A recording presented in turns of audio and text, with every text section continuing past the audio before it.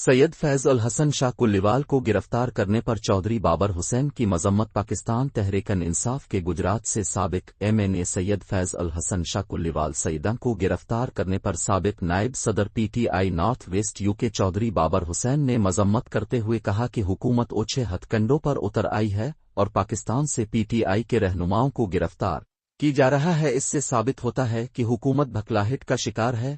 حکومت کے اس اقدام کے باوجود 8 فروری کو پی ٹی آئی بھرپور احتجاج کرے گی۔ گرفتاریاں ہمارا راستہ نہیں روک سکتے۔